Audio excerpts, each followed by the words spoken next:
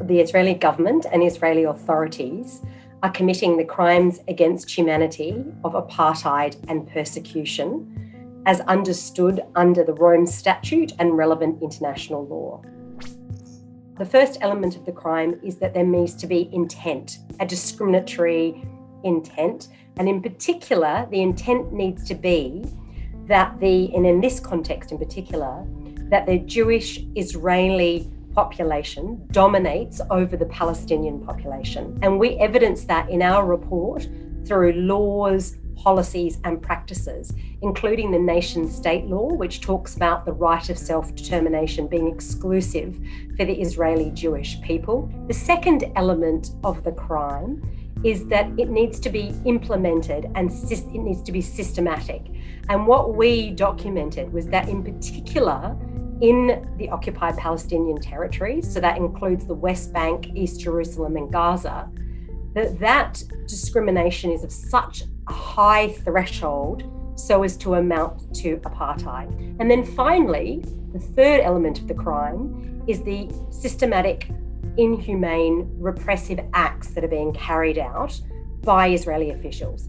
And again, this is given life through the confiscation of land, the mass deprivation of civil rights, the deprivation of nationality rights. I think the situation in East Jerusalem is very clearly a manifestation of what we are saying in our report, which is particularly in terms of the dispossession of the Palestinian people of their land and of rights, and the discriminatory nature in which that dispossession is inflicted. And what we see is this is the manifestation of apartheid. And you understandably have people who are protesting the rights that they have over their land and property and are exercising a democratic right to say that this should not be happening.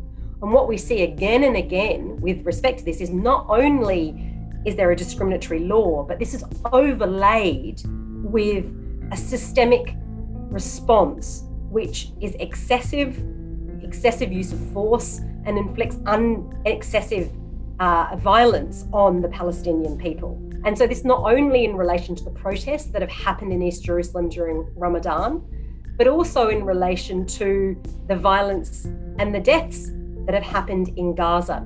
Now, what we have very clearly said as Human Rights Watch is that any violence that is perpetrated by the Palestinian authorities and Hamas should be equally applied and reviewed according to international law. And if they are indiscriminately killing and targeting civilian populations, they too are guilty of war crimes. But that does not mean that the Israeli government can use excessive force. And in particular, one needs to step back and think about the fact that Gaza is an open-air prison and has been for the last 14 years, with people unable to go in and out except for very, very exceptional humanitarian reasons.